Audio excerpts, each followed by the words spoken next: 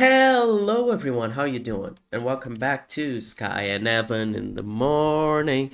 And today we're gonna be talking about um the prequel to Project Hail Mary called Rocky.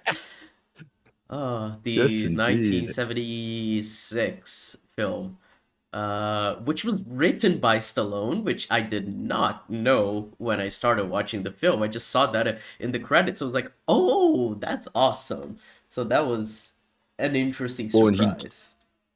and he directed some of the sequels as well. He's involved with Rocky from a creative level, not Yeah. just acting. And apparently, he insisted on playing the character. Like he really wanted to capture the character and be in the role rather than just like the person who wrote the story. So Yeah. So, I mean, this is like a childhood classic for you, and for me, it's a film I've never seen before. And it makes sense. It's a very American movie, and I'm not yeah, it's American. zero to hero American dream. I mean, like Apollo's entire like opening set, like on with the music and everything. He said like Yeah. how much of a showman he is. Like it definitely has that American. Not to mention just boxing and like fighting sports in general is Yeah. super American. So I.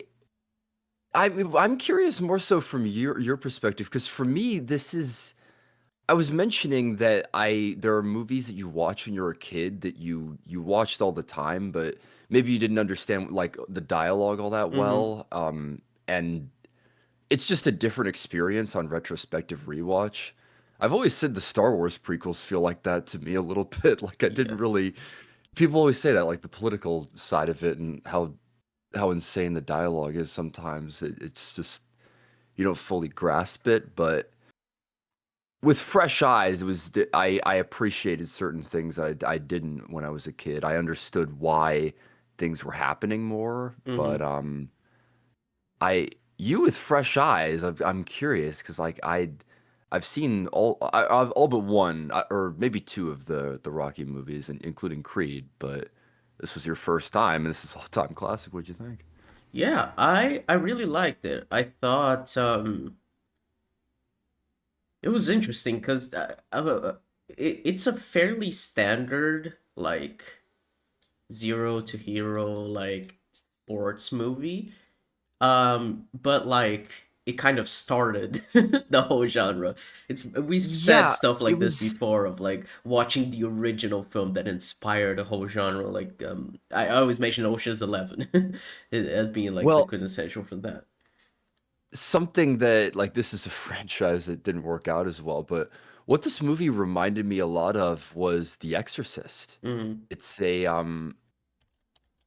I think we talked about that movie when we watched it that there's a lot of breathing room, there's a lot of walking to Hmm. places and just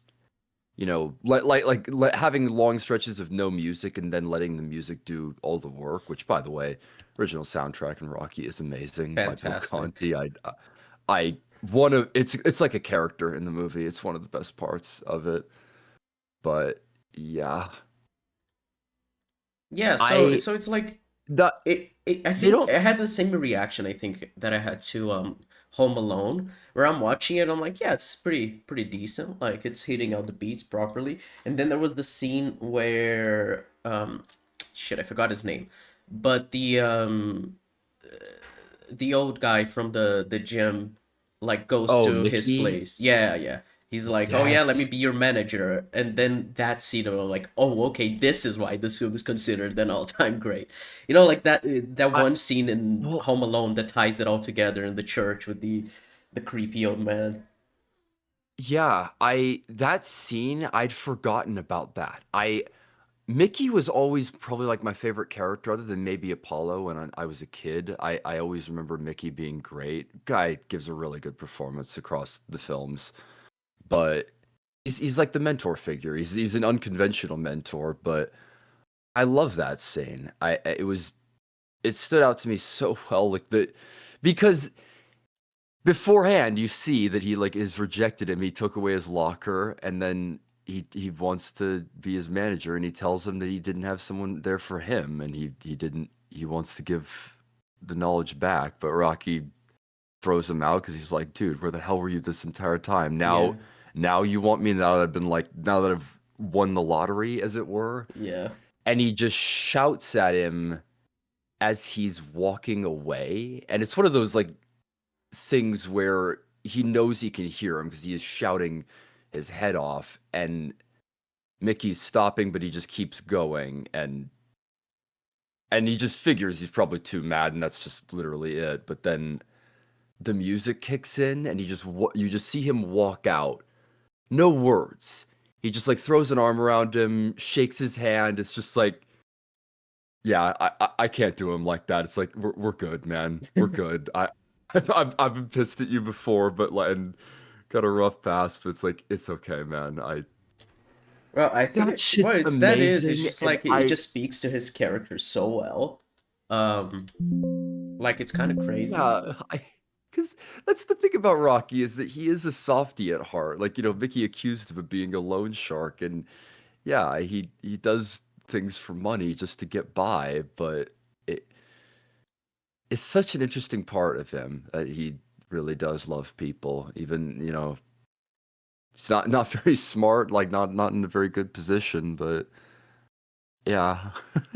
I you're right that scene like kind of ties the whole movie together. That felt to me like probably the most important scene in the film. Yeah. Everyone loves the ending fight, but that's like the proper scene. So, Yeah, I mean that was the scene where I'm like, okay, I get it now. Like I get why everyone loves this film. Um, but I mean because the rest is just like very like it's standard considering like looking back because like there's been so many different like sports movies since then. It's interesting. I think the most recent one that I watched was the Smashing Machine.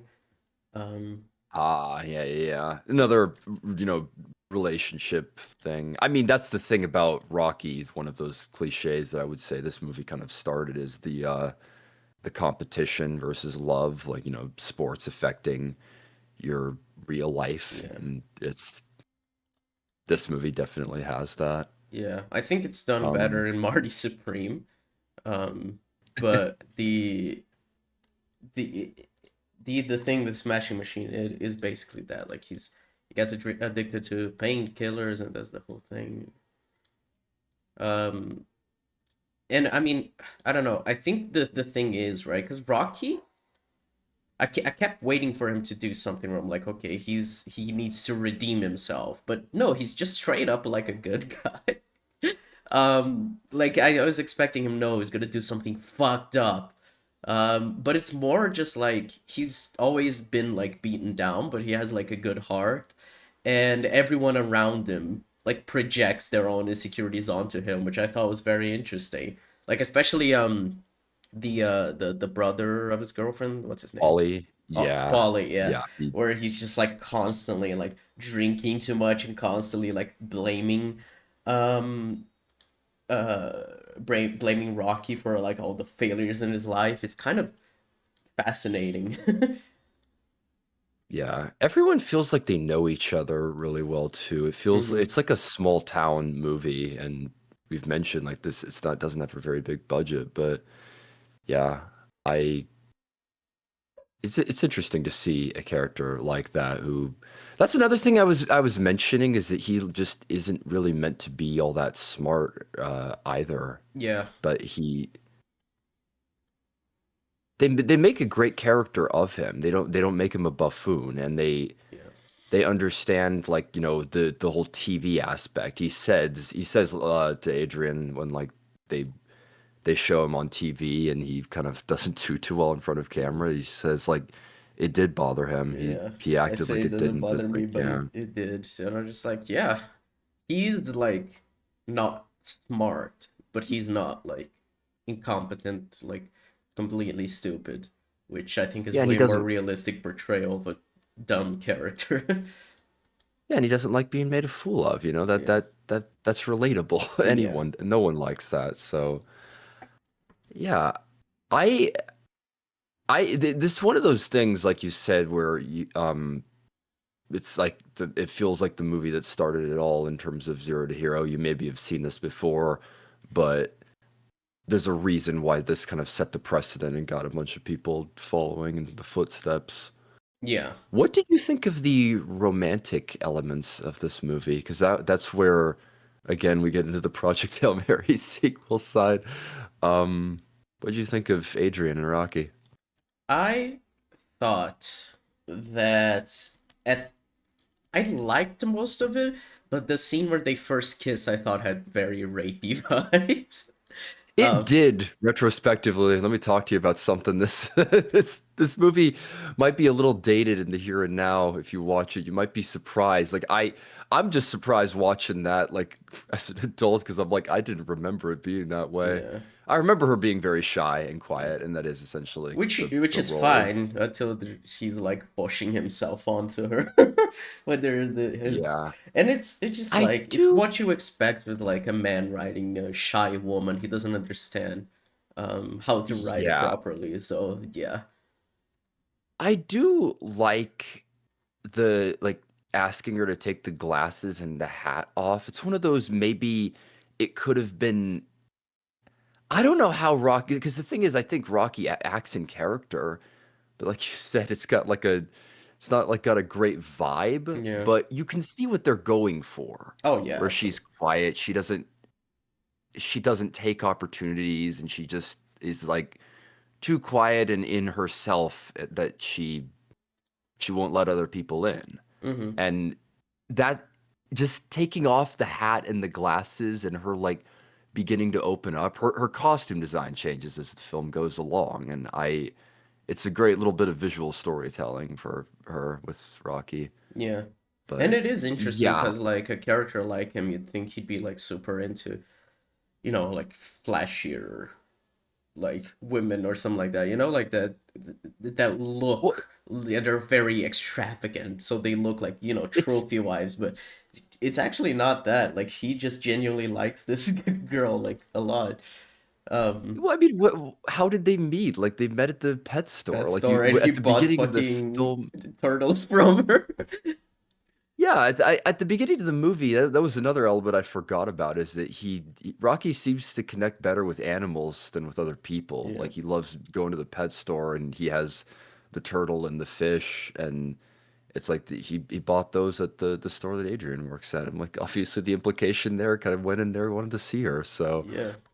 yeah, it's a great part of it. So Yeah. That was really it, cool. So it's like, I don't love that one scene, but the rest of it I think is done quite well. I actually think because it is kind of like the whole crux of the film, their relationship, because like it's at the end where after he fights Creed, where it's just like he's just yelling for Adrian. He doesn't even care yeah. about anything about winning or whatever. It's just like no, it just I need Adrian because it's like I said, he wanted to go the distance, and I mean there's which I thought was really cool about the ending. Like you see Creed celebrating when they say like the judges who gave the fight to him. Yeah, and Yeah, he's like just like it's celebrating, but it's barely like in the even. background, it's like it doesn't really matter, and I kind of like that.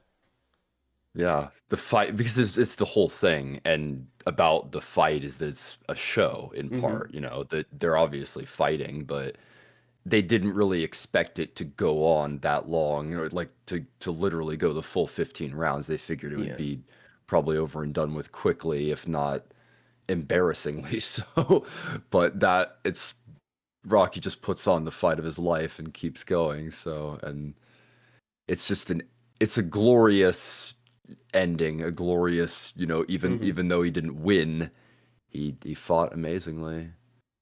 Yeah. I and yeah, him calling for Adrian, something that this movie made me think about is Mm. the term "I love you," because it's interesting. Do you remember Babylon? Have it with that scene where they get the shot in the Yeah. sunset, and then later on, like there's that like line like I love Love you," you, and I like the love you. audience Yeah. laughs. That I find it interesting because like that's the end of this movie. She just says I love you," and that's it.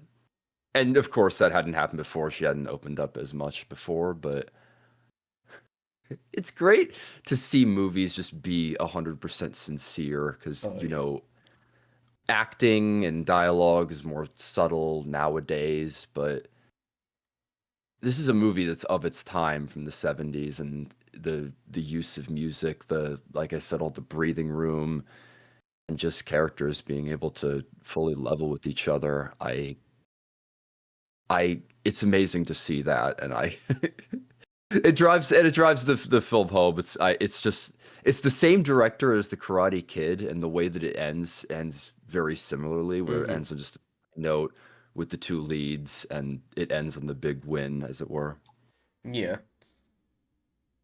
And we need to talk about the iconic scene of running up the steps. Oh, I was yeah, the ending fight for sure, but yeah, the gonna fly now montage Yeah. that is one of that's an example of something that's been just memed. Or like I wouldn't even say this is necessarily memed. It's just there's so many parodies and montages of people using Gonna Fly Now, but when you watch it, you're like, yeah, this is why this is iconic. It's amazing just seeing him just Yeah. running faster, training harder, and it ends with him climbing up the stairs. And what a beautiful shot. Stairs completely vacant and sunrise. It's just, man. What I thought was interesting is that like the whole training part of the film, you know, the second act, it's way less about the actual training to get into shape, which is just like a thing he needs to do and does it. Like, but it's way more about like enduring all the mental anguish that comes with that, with the whole like having to prepare for a fight, someone that's like way better than him and wants to use him as a prop and needing to like to deal with his friend who's drinking too much and trying to use him to make money and like blaming him for the failures of his life. Like all of that is way more of like what he needs to go through of like the actual quote unquote training than the actual training, which is, you know, like fighting the fucking meat, the raw meat and everything to actually get into shape. Because yeah, he gets into shape, but that's like it's done fairly fast. You know, like the second act doesn't focus just on Well, like getting into shape because that's like not really important for his character, even though it is a thing he does. Well, they montage over it is what the scene is. They just let the music and the Mm-hmm. editing do the work, and you're like, we don't really need to see this at length. Just like we don't need to see the fight at length. We don't need to see all 15 rounds. They montage through what they need to, Yeah, but the characters inform those high moments. You wouldn't care about the fight or the training if you didn't care about Rocky overcoming the challenges in his life, like you were saying. And it's the character drama that is the reason for that. So yeah. One thing that I need to say that I found hilarious is how like a good like 60% of Rocky's dialogue is filler words. Like, you know what he I go mean? You know what I mean? Yeah, he Yeah. goes on and on again, like repeats this. Like it is so funny how he could just carry on a sentence. There's that scene with the girl hanging out with the wrong crowd, and he just walks her home, and he talks the entire Yeah. time. It is really funny, how Rocky speaks. Like I said, it kind of feels like he uses dialogue to, or like just talking in general to compensate for maybe not being too bright. Like Mm, he just tries to be friendly with people rather than, you know, smart as it were. So yeah. he can sometimes overtalk, and that's one of the reasons why he seemingly connects so well with Adrian, because she's quiet Yeah, and he talks a he lot helps and her she open just up. listens, yeah. Which is a Yeah, cool he's character still dynamic that I do appreciate. Like characters who like a shy character and the other one who doesn't mind that they're shy, you know? Like I think that's a cool relationship dynamic. yeah.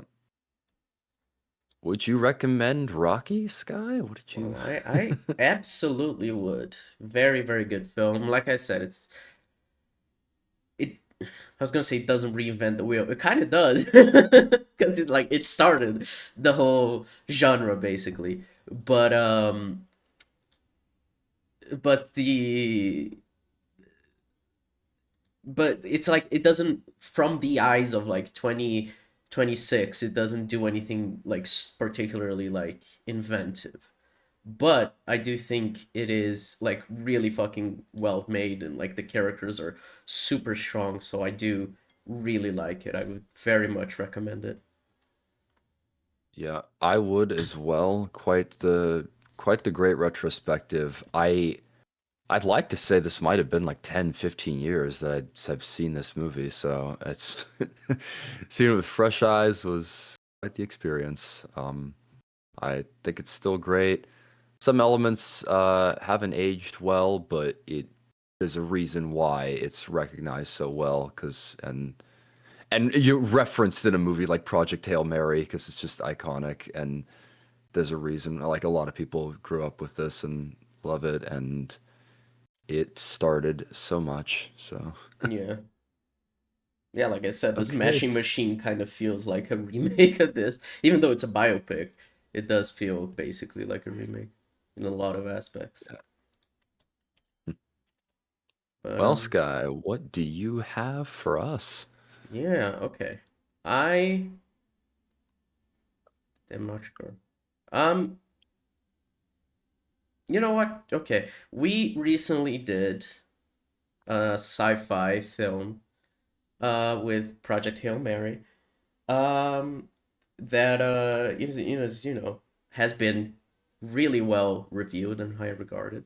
And then there's this other film that I watched in school, like middle school. Um, for some reason they showed it to us. I don't remember why, but we've been wanting to rewatch it since then. So it's basically been like what, 15 years since I watched it. It's called Gattaca, and I remember it being really good, but I don't remember anything about it. I just remember thinking, "Wow, that's really well made." So yeah, I don't think I've heard of this. yeah, it's from Oh, 1997, starring Uma Thurman and Ethan Hawke, Jude Law. It's got a great cast.